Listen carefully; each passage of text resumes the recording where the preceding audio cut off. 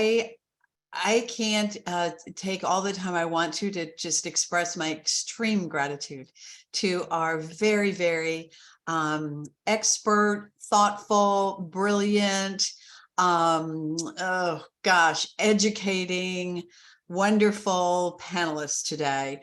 I've had the honor to work with Liz Kimbel now over the last couple of months, along with her colleague, Christabel Robinson and Dr. Beth Bowman. They were all part of a program that took place here in Tallahassee on January 26th. It was actually a hybrid program. That program was on human trafficking and its intersections with disabilities. And as you saw when you signed up for this program, that program is available for you also to see. For those of you who were part of that program, by the way, today is going to be an advancement, a deepening, if you will, of that effort. And we've had both Dr. Beth Bowman and Christabel Robinson, who were part of that, help us with our work today. So thanks to you both as well. What I'd like to do now is to introduce our panelists by name and ask them to start the program. I'll tell you kind of overall what we're going to be doing. We are going to be having a very non-traditional Third Friday program in that we're going to be having a conversation. The panelists have worked together to develop questions which they will explore, which we've been thoughtful about and worked together on. I'm sorry we only have 90 minutes because this is going to be an amazing and informative conversation that I know many of you will want to go on when we have to end at 2:30. But know that we're here to have what is probably going to be a very open, important, deepening conversation for all of us. You'll note for the first time, we do have American Sign Language interpreters, and I'd like to acknowledge both Karen Kearns and Tricia, who is here today to be part of this program. During the law school program, as well as now today, we're all learning how to best be able to have our learning, adventures, if you will, our opportunities to be accessible to the most number of people all the time. So we are trying to do that here, and I hope we'll continue to have accessibility be front and center going forward. And we thank everybody, Tricia and Karen and Christabel, for helping us to have ASL interpretation today, and Montclair State University, one of our sponsors. So with that, I would like to introduce our three panelists today. Liz Kimbel, thank you. It's so great to see you. Liz is with the Restoring Ivy Collective, and she is an advocate and is going to tell you more about what she does. I'd also like to introduce you to CocoEva, Soleil, LuzGuerrero, Alcazar. So grateful to have you with us today. And it's been, again, delightful to meet you and to be organizing this program with you. Ashante Taylorcox, also here with You Are a Consultant with You Are More Than. I'm sorry, consultant is not the right title, and your title just disappeared on me. So thank you. Founder and executive director. Yes, thank you very much for that. And happy to have you here today. We're going to do something a little different, which is we are also going to, in our efforts to make this as accessible and as kind of easy to kind of go through, we're going to post the questions that I, as moderator, will be posing to our panelists. So I'm going to put it in the chat, and everybody is going to see the questions that we are asking.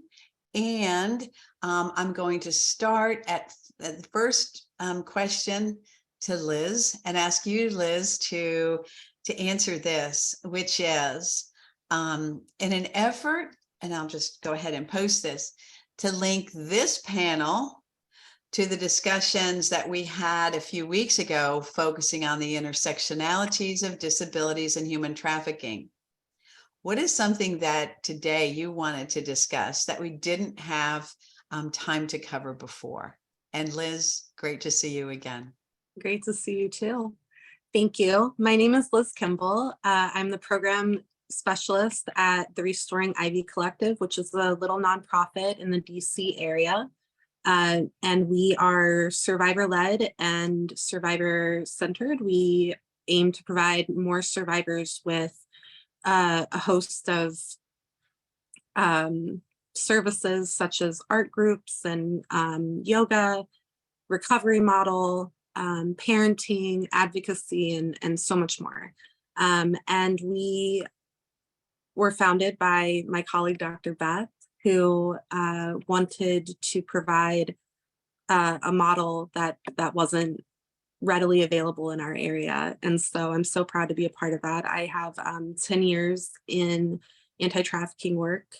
And I've done everything from public speaking to trainings to program development and legislative work and direct services. And so I have a full spectrum of things that I've done and that I can do and that I bring to the table. And beyond that, I am a proud mom and wife, and I love my little family, and we work on adventures as much as possible, and that helps to bring the balance to this hard work, to have that love to rely on, something that 15-year-old me would have never imagined having. So I do what I do for the sake of what I needed and what I want for people to have. And I'm so thankful to be here today. So to answer the question, what is something that we didn't get a lot of time on last discussion that I wanted to make sure that we talked about today? And that is a very big answer. Because no amount of time, where we're invited into these spaces is ever really enough. But a lot of what I wanted to cover today for myself and for my co-panelists, as we were developing these questions, we wanted to talk a lot about mental health, and we wanted to talk a lot about accessibility for survivors, not just navigating services and restorative care, but also entering into the workspace, most likely in advocacy, and how that can look and how that can be impacted by the disabilities that we come with. And then we wanted to talk about the disparities that survivors face, about the medical field, about the world in general. And those disparities start with race, disability, sexual identity, gender identity, and so forth. And so this is a really exciting day for me. I'm just so excited to get this conversation going. But first, I wanted to pass that off to Ashante and ask her to give what she would like to add to that, and then CocoEva, and then we'll keep on rolling through them. Yeah. So quick descriptor about me. My name is Ashante Taylorcox. My pronouns are she, her. I am a light-skinned African-American woman, and I have burgundy hair, very short hair, and I'm wearing a red sweater. I have also, similar to Liz, been working in the field for about 10 years now, and now I am running a survivor-led nonprofit, particularly for BIPOC and LGBTQ plus survivors who've experienced trafficking or who have been negatively impacted by the commercial sex industry. And I think when Beth told me about this panel and I got to meet CocoEva and Liz, I was so grateful that we're having these conversations around disabilities, because it's such an intersection within the lives of the survivors that we work with. It's such an intersection in my life as a survivor. And just to be able to have these conversations openly is really, really important, so that we can slowly start to make change in the way that we treat survivors with disabilities. I'm a therapist by trade. So I focus a lot of my work on mental health. And so to see across many spectrums of life, folks struggling with chronic illnesses, folks struggling with learning disabilities, folks struggling with the trauma that comes from being exploited in the commercial sex industry. And then we're expected to go out into the world and live very like traditional lives without any consideration of how these different disabilities impact our day-to-day. Just blows my mind. So I'm really happy that we're going to have these types of conversations today to dig a little bit deeper. And CocoEva, I'll pass it to you. Hola a todos. Hello, my name is CocoEva, and I am an owner and consultant of AveMagnolia Consulting. My background is mainly in human rights and social justice. I've been an activist since I was 14. I'm originally from La Paz, Bolivia. So I consider myself a light-skinned Latinx immigrant, cisgender, and I have a hidden disability, which I wasn't sure if I was going to disclose or not, but here I am. And yeah, I'm also an educator and an interdisciplinary artist. And the consulting that I do is focused on equity. So I think the term that's been flowing more is like DEI work, right? And so that's the focus of the consulting that I do, as well as community-based participatory research. And the thing that, well, first of all, I'm super honored and super excited to be here with all of you. I see the names of the people coming into the chat, and it's so exciting to sit here with everybody from different places of the country, and to sit here with these two incredible presenters and to be part of STAC. I've been on the other side attending trainings. It was kind of wild to be on this side. It's really exciting. I'm also a little bit nervous, just for full transparency.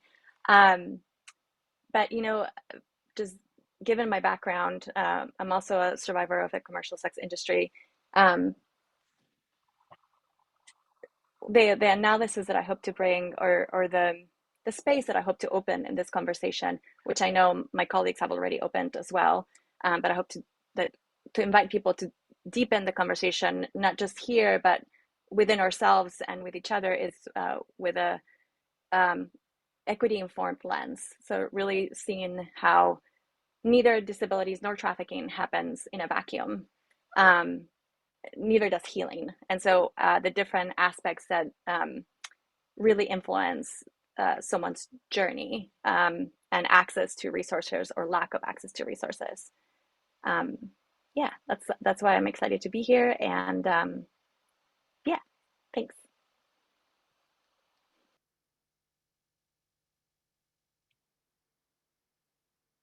Okay, great. And Liz, were you wanting to speak any more about follow-up, or should we go on to the next question?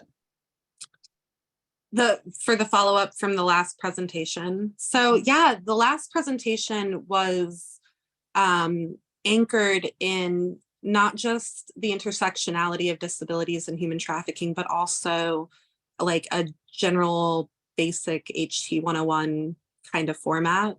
So we kind of covered what is human trafficking, and for anybody who went back and watched that presentation, I feel like that was well covered. So this is kind of like the next conversation, and bringing that disability-minded, centered piece, but taking it further and talking about solution-based kind of things. And that's really what I was hoping to link the two of them together as, is like, over here was you know, the first step, and over here is the next step. And so we're there, and that's the link. And I also wanted to apologize. I forgot to introduce myself visually. So I am a 34-year-old white woman with medium length, dark brown hair, curly, pulled to one side. I'm wearing a burnt orange sweater. I have lots of jewelry on. And my background is quite busy, and I apologize for that. It's something I'm trying to work on, but currently it is my art studio with my house plants and my balcony behind there. So that's where the window that you see is. So yeah, Robin, I think we should get further into this and really explore these questions and have a really great conversation. Okay, that sounds great. And I too forgot to do my visual explanation. I'm a white woman. I have short blondish hair that's going gray. I'm proud to say I've earned every one of them. I have a short, I have a V-neck dark top on and some earrings, and I wear glasses, and I think anything else, I think that would do it. So let's do this now. Let's go to the next question. And as I said, the panelists have designed their questions to be jumping off points. So I'm going to ask you, CocoEva, to take the next question, which I will read. And also, Ashante and Liz, I know we're all going to be popping in, and you are, I should say, going to be popping in and chiming in on this one. But first, starting out immediately with CocoEva, can you talk to us about what it means to have a disability in a world and society that upholds capitalism, white supremacy, patriarchy, heteronormativity, ageism, ableism, and a specific ideal of beauty? And how does this relate to being made vulnerable to human trafficking and the vulnerability of survivors in the healing process from human trafficking? So that's a lot of words, and it's a big context, and it really picks up on what we were talking about, what you said, that trafficking and the healing doesn't take place in a vacuum.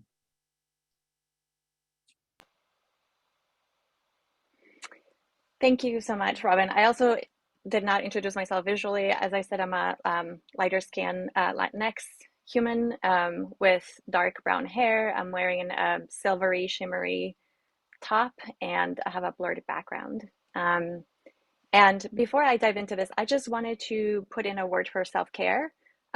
So some of the stuff that we're going to be talking about might be triggering, and not just in relation to trauma, but just any time that white supremacy or racism or these isms are brought out in a room explicitly, they can trigger the nervous system in different ways for different people, depending on the kind of identities that we hold. I just want to encourage you to take care of yourself, whatever that looks like for you, and to breathe deeply around this, I just invite you to have an open mind and an open heart, and to stay present with your body as much as you can, whatever that means for you, if that's safe and possible for you. So before I get into that question, I actually would love, if it's okay with everybody, to open it up a little bit to hear from people. I love having participatory and interactive processes. So I really would love to hear, what does equity mean to you? I'm just curious. Is that okay if I pose that question? Okay, awesome. So what is your understanding of equity? And it doesn't have to be a super long thought out, like, just tell me a word or two, a sentence if you want. It doesn't have to be a super intense process. And CocoEva, are you talking about the panels or people in the chat box? Oh, people in the chat. Yeah. Yeah. I've posed the question. Awesome. Yes, equity means being treated the same, no matter where you come from or what you look like. Fair and just opportunity, fairness, to be included, equality, access. Mm-hmm.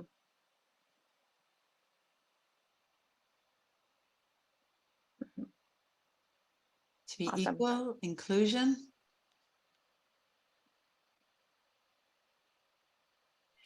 I love that. Everyone having what they need to be successful, fair and impartial. Blind to social standards. Yeah. Oh, this is very rich.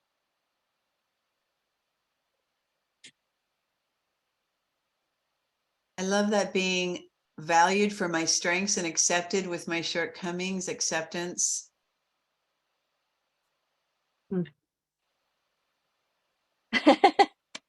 I see that. It's okay, Naomi. Awesome. Thank you. I'm not sure if I should be reading them out loud, but a lot of them came in, and I'm so grateful for this feedback. A couple more: to value people even when you don't agree with them, impartiality, impartial inclusion, access, and treatment, individualized support. Wonderful. This is great. Yes. Thank you so much. So I'm gonna keep that open if folks want to continue. Oh, I love that. Love. If folks want to continue adding. And so keeping that in mind, keeping that understanding, and if you didn't add anything or you don't agree with what's here, that's okay. But just again, like inviting you to have an open mind and an open heart around this, right? So we have this understanding of what equity is, and I've so far agreed with everything that's been shared.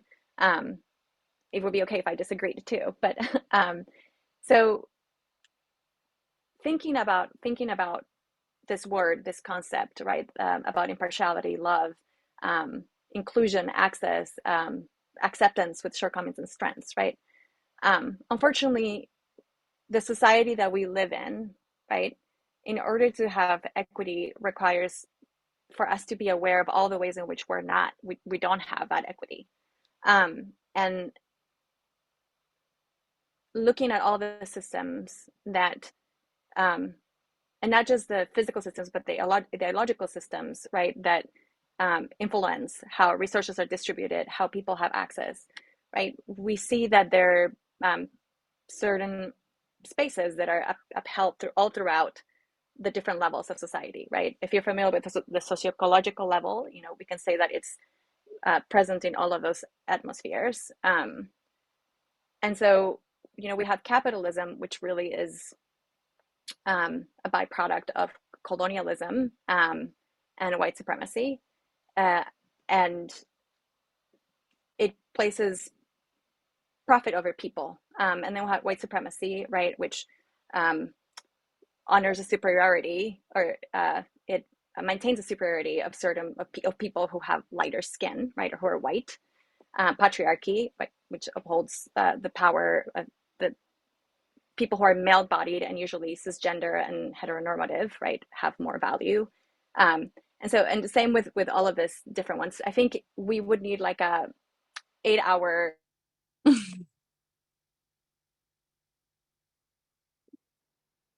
what I mean to say with that is, like, the disability is not just happening on a vacuum, as I said. So we're living in a world that prioritizes profit over people, that prioritizes people that look a certain way, people that behave a certain way, people that hold certain identities, means that disability is happening within a world of inequity already, right? So this added inequity of a disability is happening within a world of inequity, and likely a lot of times is caused by inequity itself. Does that make sense? Okay. And so when we talk about human trafficking, right? Having a disability, whether it's visible or invisible, because of existing in that intersection of inequities, means that identity can make one person or a group of people very easily targeted and manipulated, right? When we're not in a society where needs are met for certain folks. In this case, like, we're specifically focusing on disability. Then there are more ins where people can, where traffickers can come in to manipulate potential victims. So I hope that made sense. I know that was a little bit convoluted, but if folks have questions, like, please feel free to jump in. And Ashante and Liz, if you want to add anything, please feel free to do that. Yeah, I think too, it like adds this layer of, now that I'm already holding multiple identities. So I'll list off some identities for myself, right? I'm a queer Black woman. And so my Blackness is an identity that I hold. My queerness is an identity that I hold. I also have an invisible chronic illness that some days I can't get out of bed and walk because my body has shut down. So it's like, and then also have PTSD from being trafficked. And so it's like adding on my identities that are already visible to the world, hypothetically, and then adding on these my disabilities, it makes it difficult for me to reach out for help. It makes it difficult for me to understand different systems. It makes it very difficult to actually survive after all of the things that we go through after the commercial sex industry. So I think like we can't just see the disability in a vacuum. You have to understand that there are different identities we're holding space for our different identities as well. And that can add in even more barriers onto our lives. And it needs to be a continual conversation of, I do a training for Rutgers University that talks about like, not disabilities, the impact of intimate partner violence on marginalized communities, diverse populations. And every time I talk to folks about the high rates of sexual violence that happens to individuals within disability communities, they're like, well, why don't we do more things about it? Like, because it's a hard conversation to have. There are so many different disabilities that people can interact with. There's not a lot of people who are trained. We rarely have, it's so great that we have interpreters in this room today, but like the services that are accessible to survivors when they're reaching out for support, is like, you got to fight tooth and nail to get those services to you, even though it's supposed to be like for you, you know? And so, and there might be a lot of shame there too around reaching out for support, because maybe you don't want people to know that like you struggle with this specific thing, or maybe you're still processing that you have this specific disability. Like it just adds on to the intersectionality of our experiences, just adds on to the more difficulty barriers that a lot of folks with disabilities face. So CocoEva, I love that you brought this question into fruition, because I think that sometimes people kind of silo it out and it's like, well, no, this person is just dealing with their disability and that's it. And it's like, nah, I'm dealing with this. I'm dealing with the discrimination that I may face as a queer woman. I'm dealing with the discrimination that I may face as an African-American woman. Like there's so many different things that I'm battling from just not just having a disability. Wow. I don't know how to follow that one up.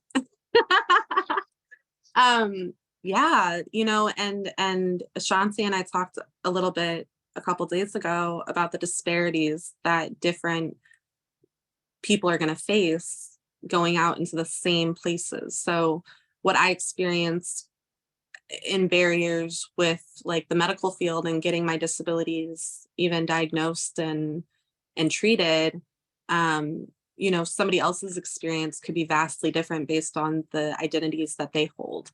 And so it's not a one size fits all. There's no quick fix to it. But what really needs to happen is that the people who are in the power, the people who have the positions of power, have to get really okay with having uncomfortable truths being told to them about how we need to change the system. And that's really the biggest barrier we face, is people who do not want to check their privileges, do not want to accept that they even have power dynamics with people. It's really about killing the ego and finding ways to be truly kind and inclusive. And that's how we start these conversations, and that's how we find solutions, is to get uncomfortable or get comfortable with being uncomfortable, because there are just going to be times that you have to check that. And then beyond that, you know, the inequities, it really lands on us as survivors to do our own advocacy and scream our way through the world, being like, no, you really do have to stop and listen to me, especially if you think you have a way to provide a solution to these inequities. And so as a white woman, I can't even comprehend the drain it must be to have to be emotionally on guard and have to explain to people over and over and over why it matters that we do our part, you know. That's so draining. And then to have disabilities that we have to have medically checked to get the treatments we deserve, all of that, that's exhausting. It's exhausting to have to do that all the time. And that's really really kind of the shit end of the stick, is that we are stuck doing our own advocacy on top of all the other advocacy we have to do constantly. So I would say that when I think of inequities, that's where my mind goes. It's just the fight, the ongoing battle every day. And Liz, thank you all. It feels to me like we've actually moved into our second question, which is nice. The flow is with us. So I'm going to go ahead and post this. And also, if there are ways you can help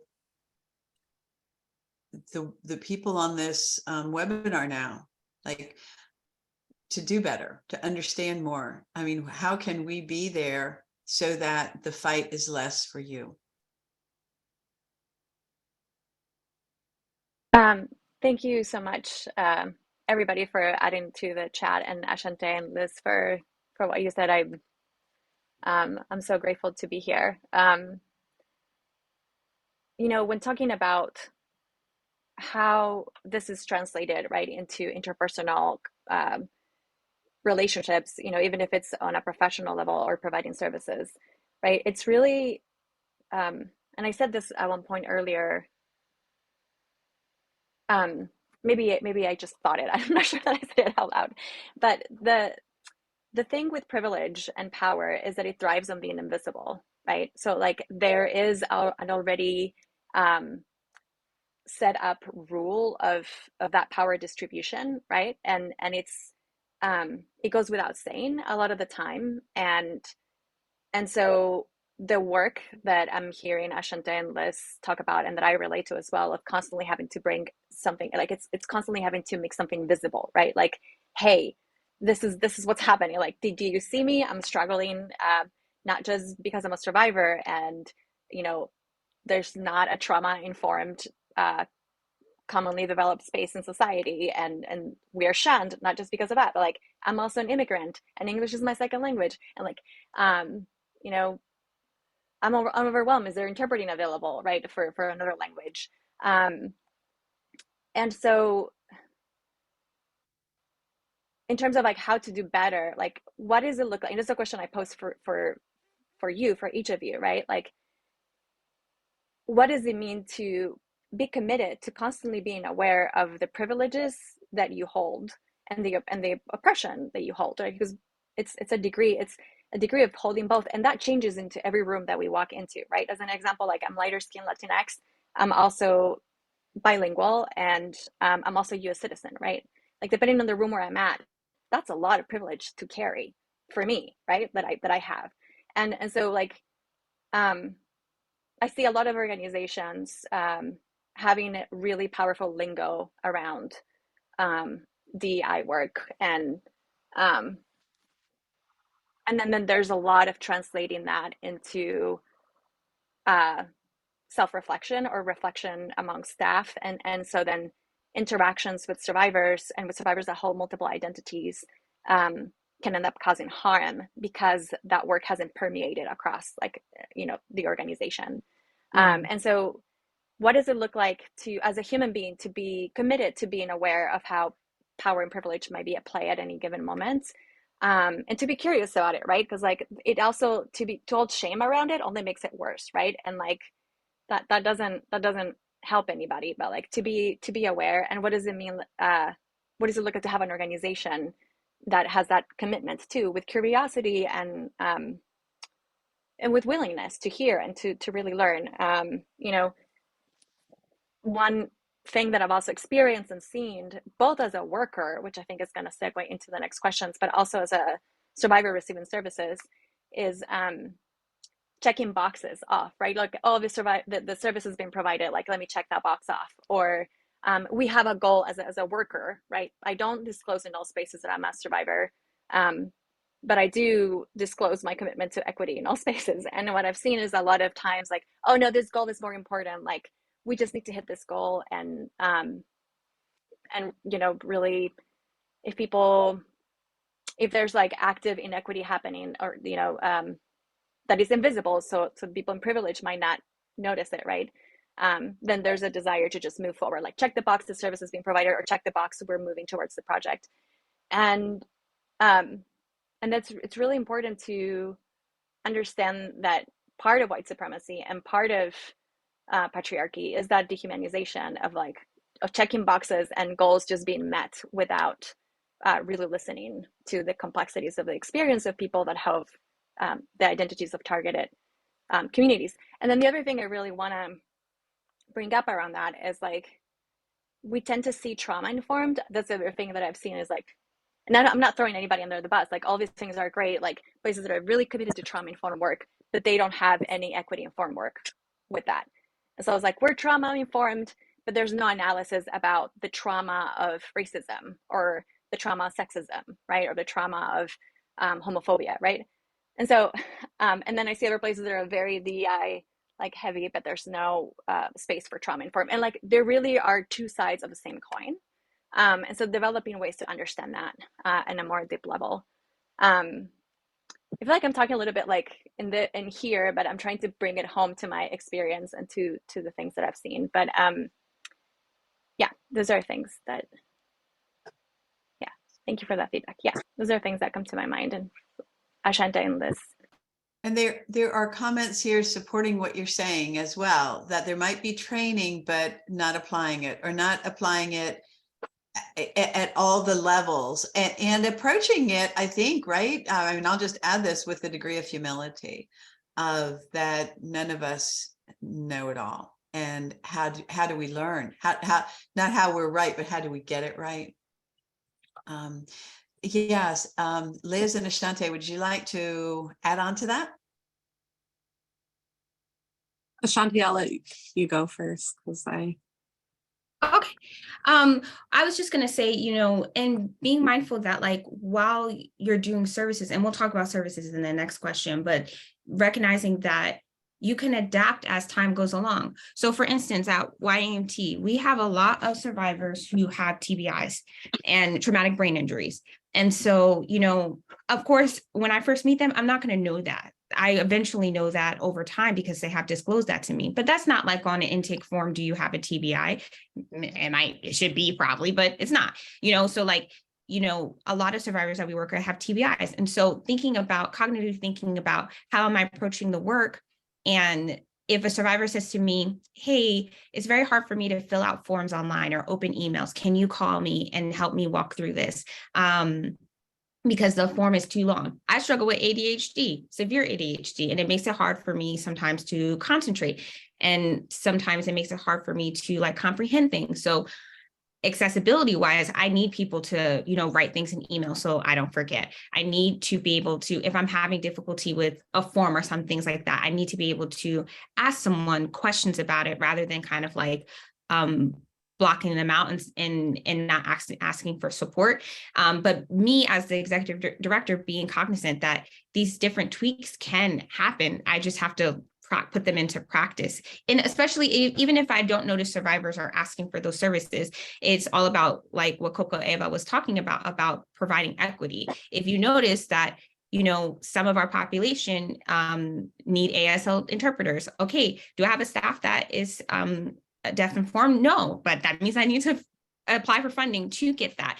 And I think that sometimes the even just beyond that, like sometimes the equity stops at a certain level. I don't know how to say this properly, but like they'll be like, okay, well, we serve individuals that are deaf or hard of hearing. So we have ASL, they come in maybe once a week, but there's no one, that ASL interpreter is not trauma informed. So now when that individual is talking with the survivor, they may be signing and not utilizing, not to call this out, but like utilizing the wrong term for human trafficking versus kidnapping. And then that can like come off weird to the survivor who is trying to gain access to services, right? So sometimes the equity can stop at like, we have the service, but we haven't trained that provider on how best to support the individual. Especially, and I'm going to use language line for an example. A lot of people use language line because it may be difficult to find providers in your community that represent your community that speak Hindi, Bengali, Spanish. Like it might be hard for you to find those services. So you use language line. That language line person is not trauma informed and is going to interpret the words in that language, but like not in a way that might be uplifting for the survivor. And so that could cause difficulty for them to gain access to services. There will be a lot of things lost in translation. So I feel like I'm going on a tangent, but just like sometimes we have to think about, even when we do provide the services, making sure that it's not just you're putting, I'm going to use this pen. It's not that you're just putting the person there because you're saying I have it, but it's actually informing the work in a really equitable way, because otherwise survivors are falling through the cracks. Yeah. And there's that so is much totally more I can add. well, Yeah, that's go totally ahead. what I meant with like having the equity and the trauma informed scene as Mhm. one-on-one, and not just going to check the boxes of like, yeah, we have the service, without really understanding like the depth. Like you were saying, not really just stopping there, like that stopping point to check off the box. Mhm. Thank you so much, Ashante. Yeah, I want to Yeah. add one more thing. Someone put in the chat box about like there is it went by really fast. I want to see because I want to read what you wrote. But like, getting access to counseling services and services that are accessible, something that would be accessible for the folks in my community that experience this, that have disabilities, right? I'm a familial trafficking survivor. We don't talk a lot about familial trafficking within large spaces. Is very much about PIM controlled or gang controlled trafficking. And same with labor trafficking. We don't talk a lot about that. And so a lot of familial trafficking survivors that I know, myself included, have chronic illnesses that like we have autoimmune diseases, or we struggle with endometriosis. We have fertility issues because of our trafficking situations. And a large part of our programming at You Are More Than is our wellness center, where we support survivors in getting into therapy. We pay for them to go to therapy, and we provide on-site counseling services. My previous example of having the service and just having it there, cool, I could stop at just having wellness services. But then when a survivor comes to me and says, Ashante, I'm really struggling getting out of bed every day because my trauma that I'm holding somatically is impacting my body in such a terrible way that my bones hurt. I can't function because every day I wake up with a migraine. Every day I wake up and I literally can't use my legs. I struggle with POTS or whatever's going on. Me moving the needle is saying, okay, so we have therapy stipends for you to go to therapy. Now we need to have body work wellness stipends so that you can go see an acupuncturist, so that you can go see a Reiki provider. Some people need support to go to physical therapy because they do not have insurance to go to that physical therapy so that they are able to use their bodies more. And that's me focusing a lot on like physical disabilities, but just thinking about that is us listening to survivors and moving it a little bit better, because just me providing the counseling services, great, but there needs to be that additional layer for these disabilities that we're also holding within our bodies. And Liz, I'll let you talk because I could talk forever about this. No, me too. Yeah, no, I thought long and hard, especially in the last year, about the fact that I know personally a handful of survivors that are over 65 years old. And each and every one of them has insanely intense medical issues, from cancer to fibro and MS. And that's just what they talk about, right? And we know, based on what we've learned in the last decade or so about trafficking and about trauma and about the somatic ways that it shows up in our bodies, that a lot of these immuno based disabilities are probably a direct result of having been trafficked and not having received the right services at the right time. And now the body is doing its thing. But then the fact that not only do we not have services that really cater to all of that, but a lot of the services, and I'm so thankful for like what Robin does and what so many others do in our anti-trafficking space, but what we don't have enough of is ongoing support for survivors with disabilities, because the disabilities don't stop as soon as you get out of trafficking and start getting services. The disabilities are forever.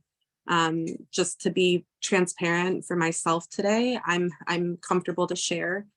I have PTSD from both my, like the the upbringing, and then the trafficking, and then the domestic violence, and after the trafficking, and then 20 years of addiction.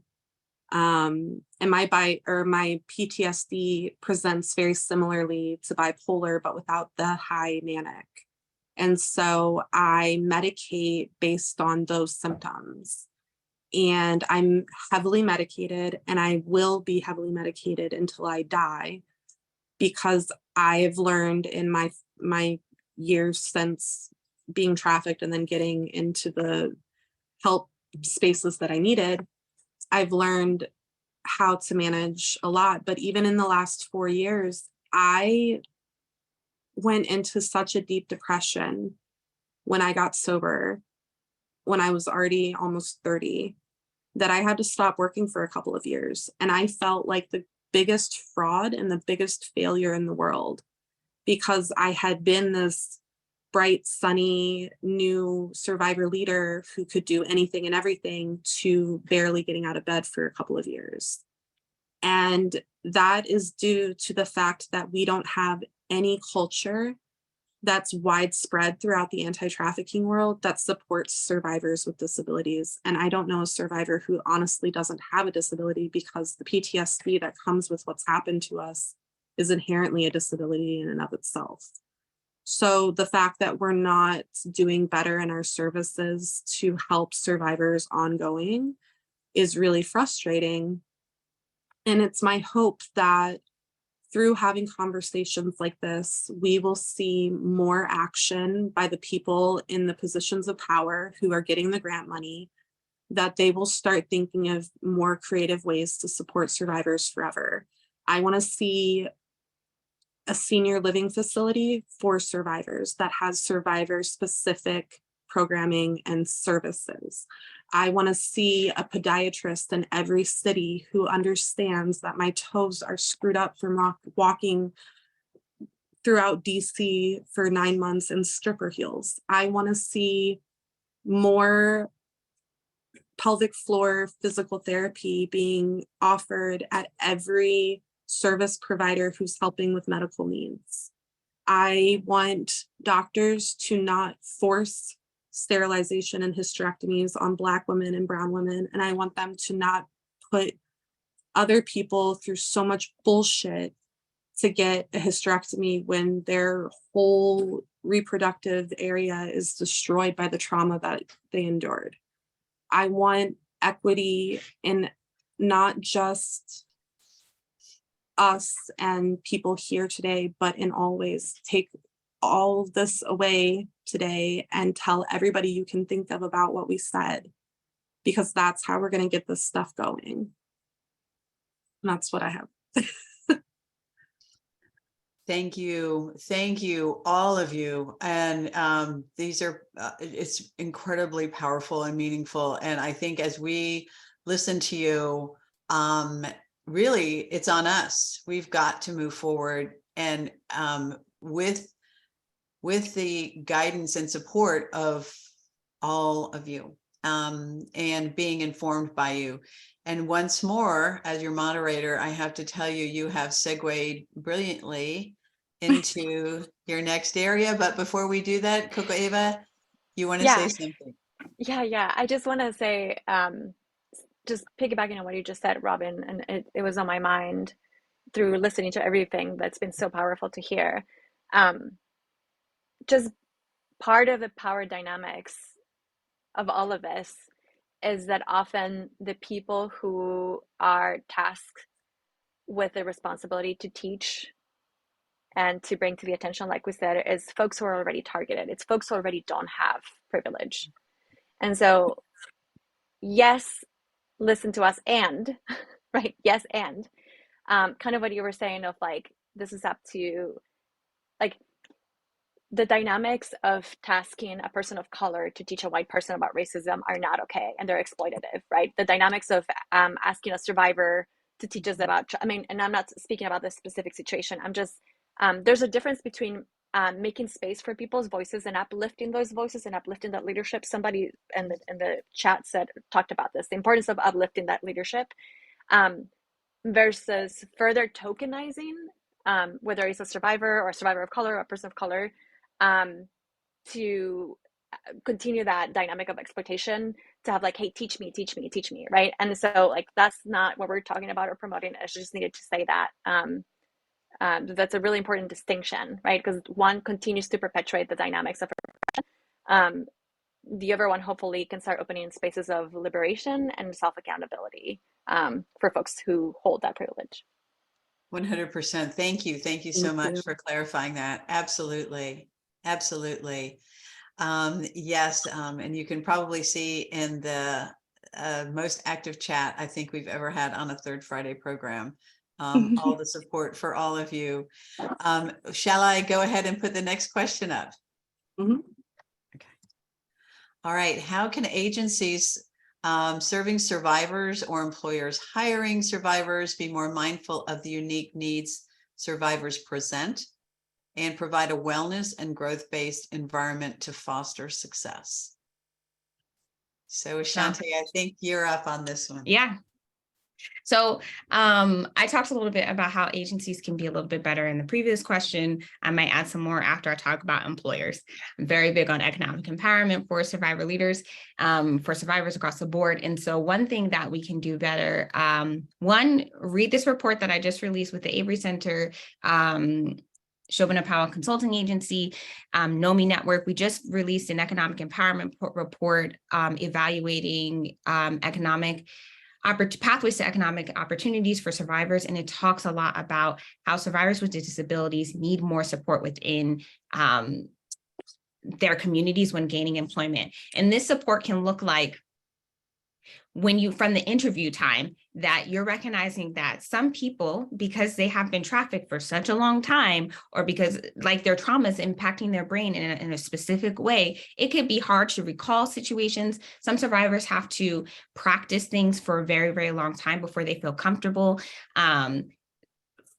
Zoom interviews can feel really, really overwhelming, especially if you don't know how many people will be in the room, how many questions you're going to ask, what type of questions you're going to ask. That's disability justice, by making sure that the survivor is understanding what the process is that they're going through, especially when it comes to employment.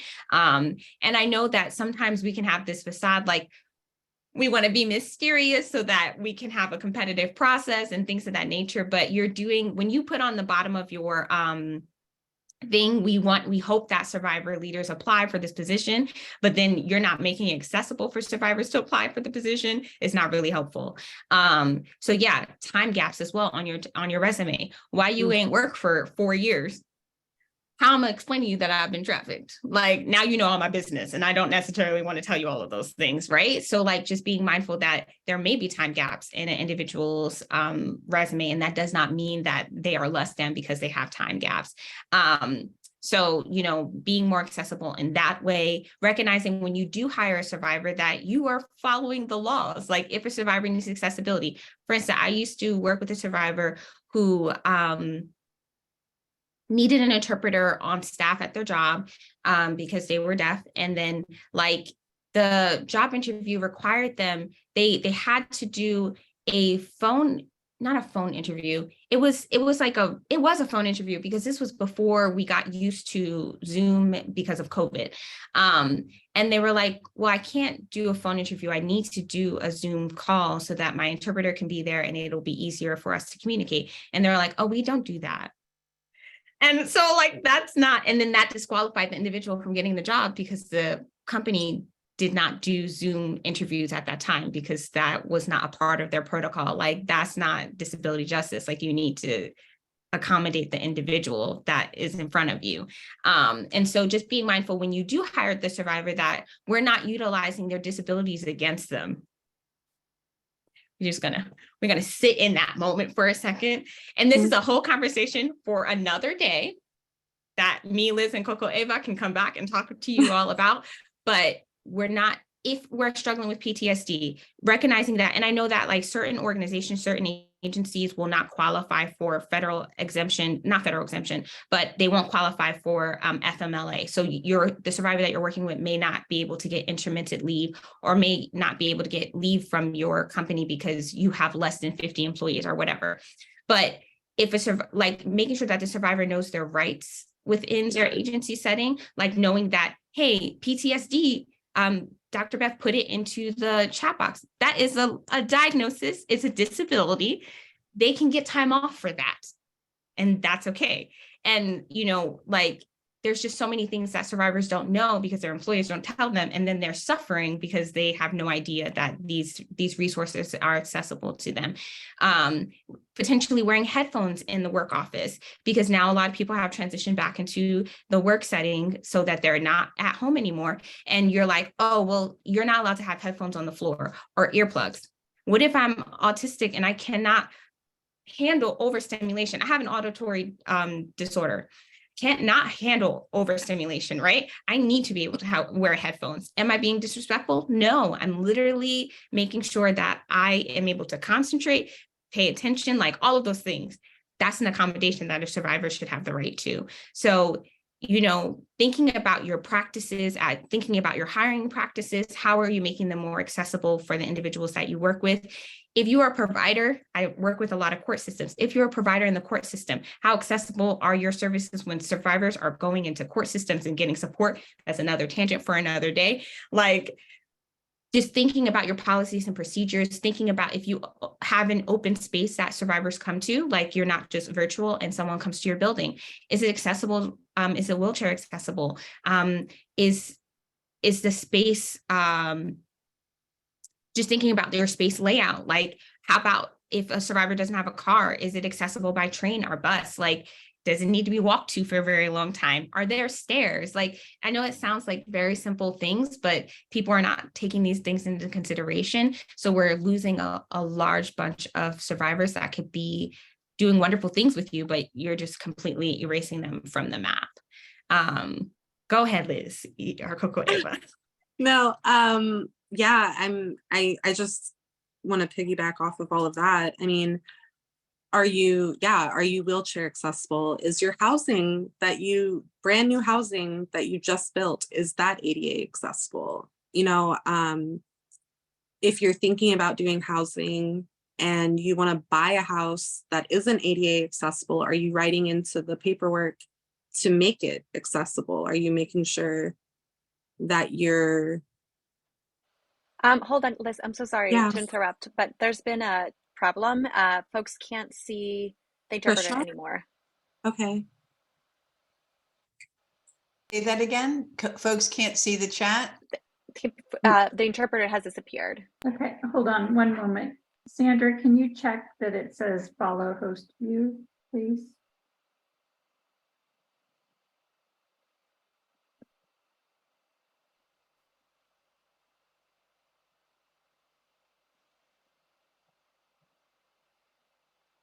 We had a change in the host, and I think that probably changed some of the settings. Yeah. Settings. Thank you. Okay, awesome. All right, awesome. Sorry to interrupt you, Liz. No, I'm Very glad. good. Thank you. I'm glad we stopped to fix that. So yeah, and then my other thought while listening to Ashante talk was how all of these things can be written into policy for your organization, for your services. None of them need to be about, is this, if it's an inconvenience, that's not good enough. You have to allow for these accommodations and abilities to access services, or you need to put on there that you don't have those, because it should be a standard, not, sorry, we don't offer that, you'll have to go somewhere else. Like, that should be unacceptable. We're in 2023. We can't keep doing this. We can't keep saying, I'm just not going to accommodate a certain group of people and then wonder why people don't access your services and are talking that, I'm just thinking about how we here today are providing information on how to adapt culturally to doing better. And that, like, it's not to yell at people and tell you you're doing terrible things. It's to say, this is the standard. Let's meet it, guys. So that's, yeah, CocoEva. I just love that nonchalant, like, this is the standard, just meet it. I just like love that. I'm like, yes. That was really great. Thank Um, you.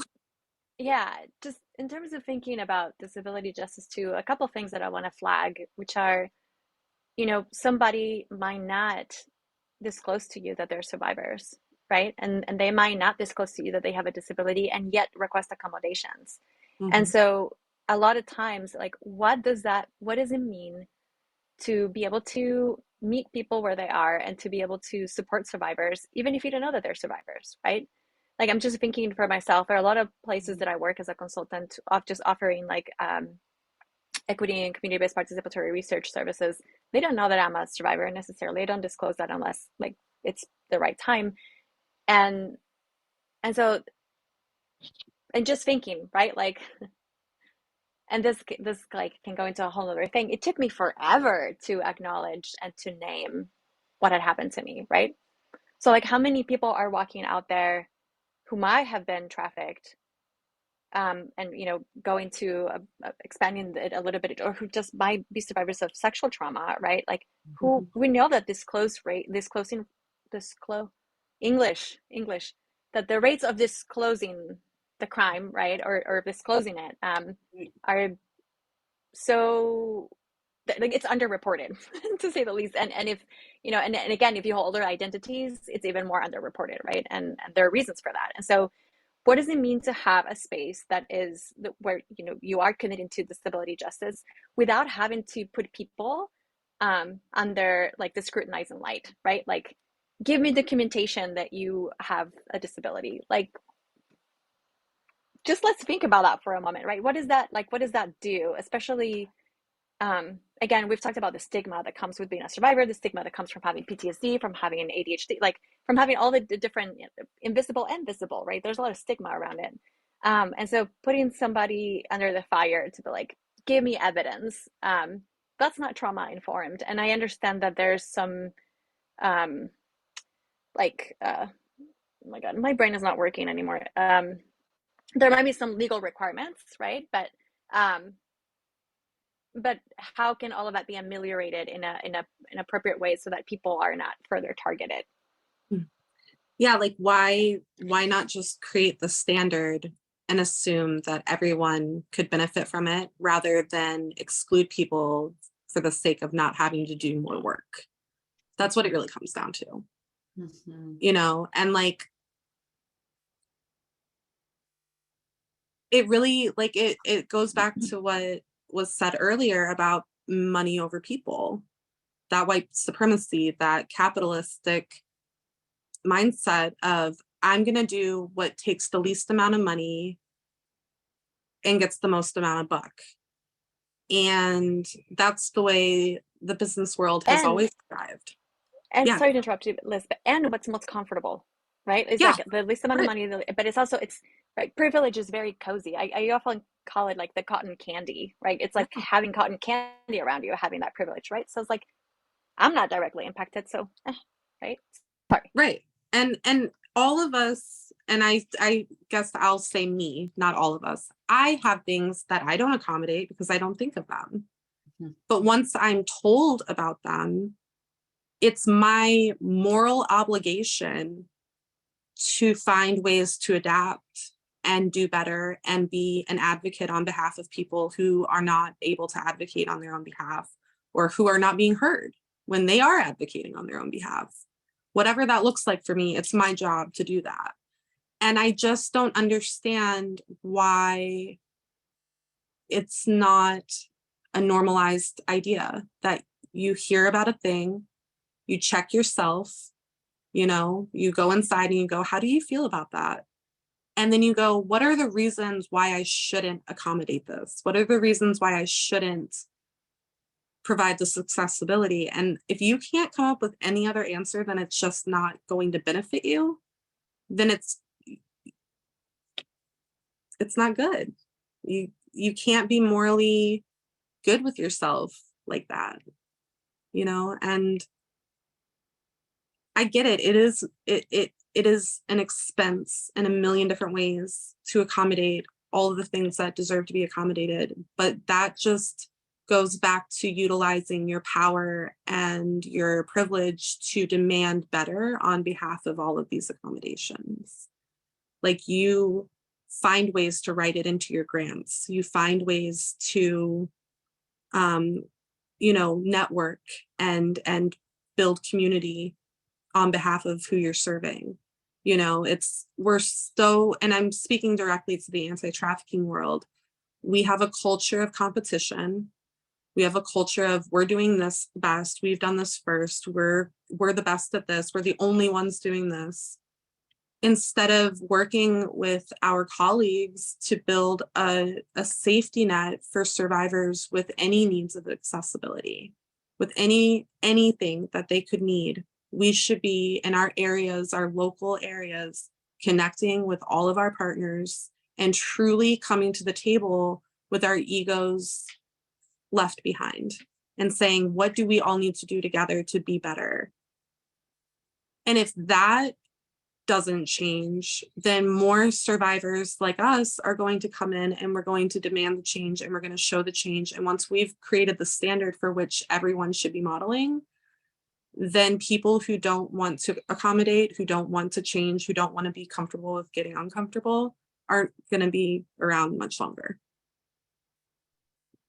You know, Liz, I'd like to pick up another thread. Thank you for that. Absolutely, 1000%. And I'd like to pick up a thread from the January 26th program. If you remember, part 2 of our program, we had various individuals from the disability rights community, people who were program providers here. And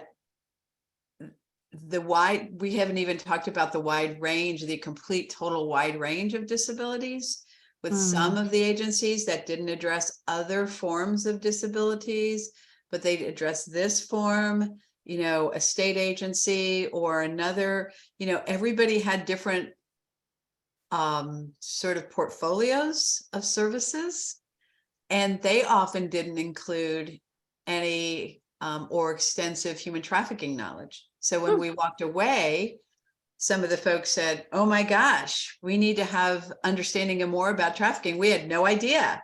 Yay. And just what you said, how we have to approach this is we've got to work together and talk to everyone to kind of lift the capacity of all of us to do whatever needs to be done, right? There's something else I want to say around this, which is we haven't talked much about prevention and also around like preventing survivors from re-entering, right? Trafficking situations. So just want to say, like, implementing disability justice with an equity and trauma-informed lens is also prevention, right? Like, this is the prevention altogether. And it's also prevention of survivors not having the resources that they need and then, you know, feeling that they need to go back to trafficking. So I wanted to put those two pieces in, which again could be a very, very long conversation. I know we don't have much time, but I just wanted to say, you know, all of this work is also a really important part of prevention. You know, if we were able to more actively address all the ways in which inequities intersect in an actively manner, right? Like that is prevention, really. Mm-hmm. Yeah. Absolutely. And it is the most important prevention that you have. Once you have a survivor that you're working with, the most important part of your job is to make sure that you're doing what you can to help that survivor live and not be re-exploited. Like, that's the #1 goal. And if you're not being mindful of the disability rights that you are morally obligated to provide, you're not really doing your job.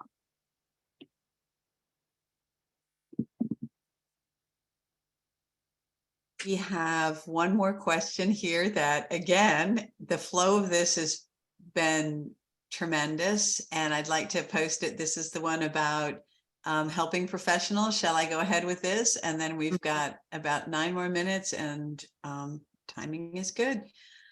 How can helping professionals shift the ways in which we give clients agency and choice when seeking out supportive care?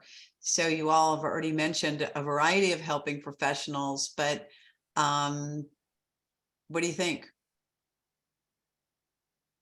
I think to piggyback off what Liz was talking about like placing this into policy so it's across the board for all of your employees can be really, really impactful when you're working so that no single person is singled out and they can pick up their employee handbook and see that, okay, these are the different accommodations that I may be able to request. There wasn't a desire, there wasn't a need for me to disclose, but I know that these options are here if need be. And these are the people that I can go to in order to get access to these accommodations if I need to have access to them.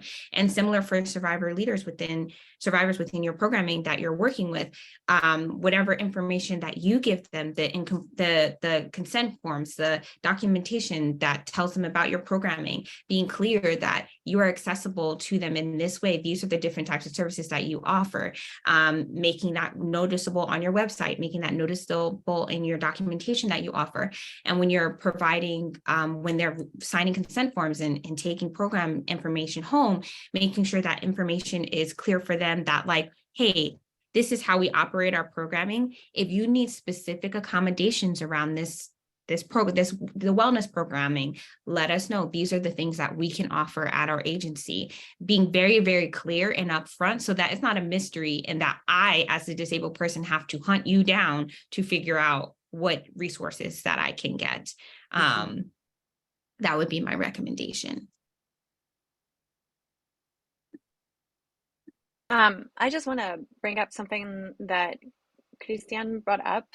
Somebody in the group that I think relates to all of this is relating to the level of stigma and backlash that happens when survivors request accommodations around mental health and survivors of trauma.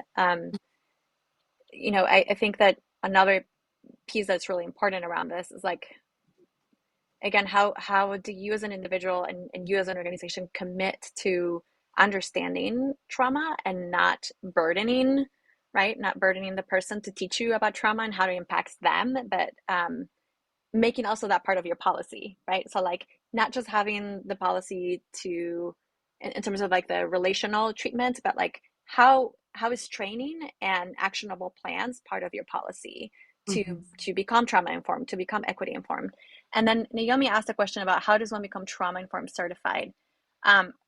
I think there are a few different resources that I can think of that I can drop in the chat. I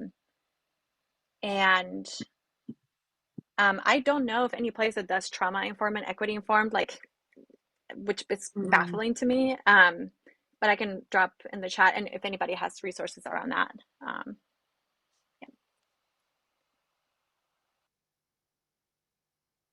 I will drop in the chat a program at FSU here in Tallahassee. It is professional certification in trauma and resilience level 1. It's something that was developed, I believe, in the School of Social Work. But to your point, CocoEva, I don't think that it necessarily has an equity lens or supportive equity component to it, which as if we're starting to talk about some takeaways, which we might do that in the last 5 or so 6 minutes, is something that has to be paired inextricably, right? A resource I put in the chat is Shobana Powell Consulting. I work for them as well, and we offer trainings that are trauma informed, has a trauma informed and equity lens. That would be a great resource for people to tap into. And I'd like to remind everyone too, we've put a lot of resources in the chat. There's been a lot of outstanding discussion that this program will be, it's being recorded and we will have it up on the STAC website, and we'll, in our newsletter, if you go on surviveandthriveadvocacy.org, you'll see when we get it up, when we get it posted, as well as some of the other programs. So these tips will be there. We'll also get a listing of the chat resources. I'll get a transcript of the chat and we'll have that as a separate attachment. So we'll have all these great resources so everybody can keep going and learning. Okay, great. Well, in the about last 5 minutes of the program, anything else on that last question though, about the ways professionals should shift? And I know you've talked about mental health professionals, physical health, employers, I would guess the educational establishment, anything else that we should be doing, landlords. Liz, you mentioned housing, I believe. So what are these, I mean, where do we go now? Where do we go? CocoEva, you mentioned next steps. It's not just conversation, it's moving to action. So what do you think? Next steps.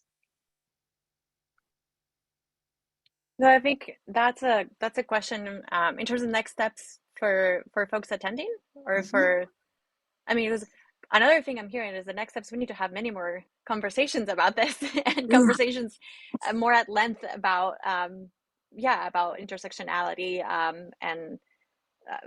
so I think it would be awesome to get feedback from folks around what would be useful to hear about in terms of trainings. But when I think of next steps, I always think of like creating an assessment first, right? Like, what is it? A self-assessment and assessment of your organization. Like, how are we or how are we not being equity and trauma informed? And then based on that, I believe in going big, like really put the idea of like what it means to be trauma and equity informed, and then start with very small steps. So that's what comes to mind. And there are a lot of awesome consultants here in this country that do that kind of work of sitting with you to do that. I'm going to also put that in the chat. Yes, please do. Thank you. Liz and Ashante, final thoughts?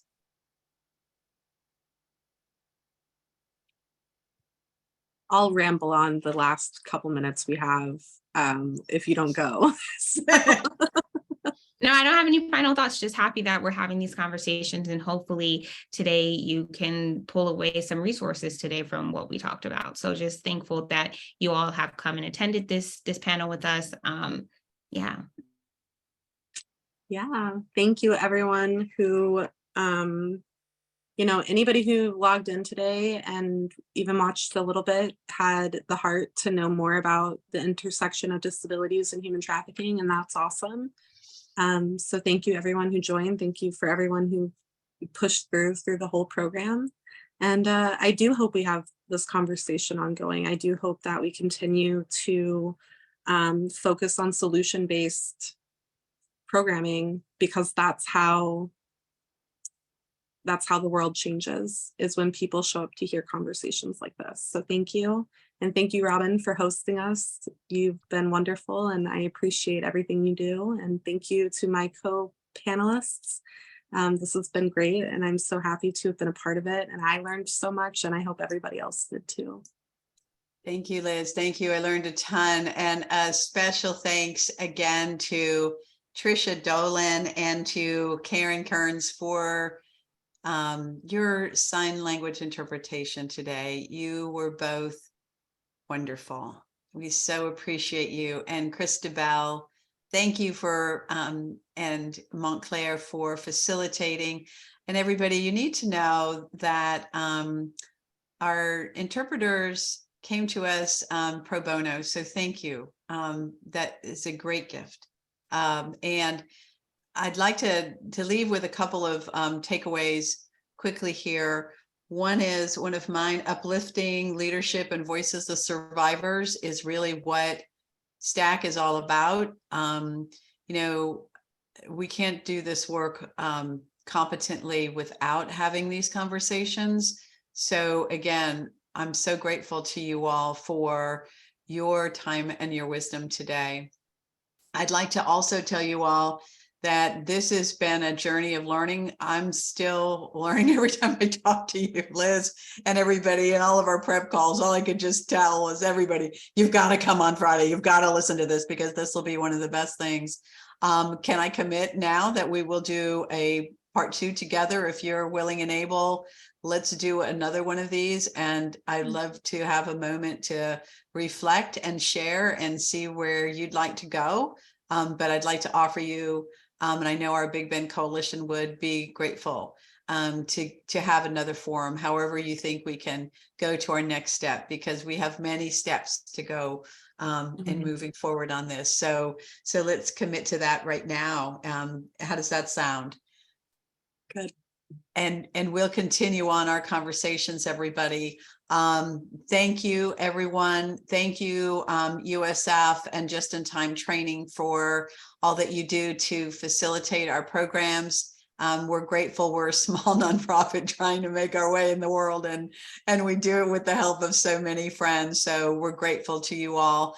And I see many things coming in. And again, y'all, I apologize. We haven't been able to get to everybody's comments, which were so rich, so thoughtful. There were so many, like virtual high fives and thanks and gratitude being expressed to all of you, Ashante, CocoEva, and Liz.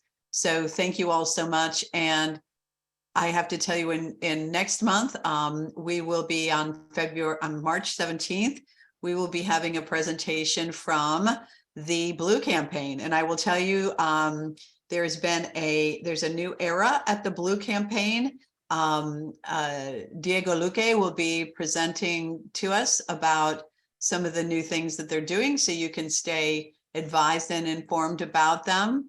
And I will absolutely promise you that everything that we can crystallize and carry forward to inform that conversation from today, we will.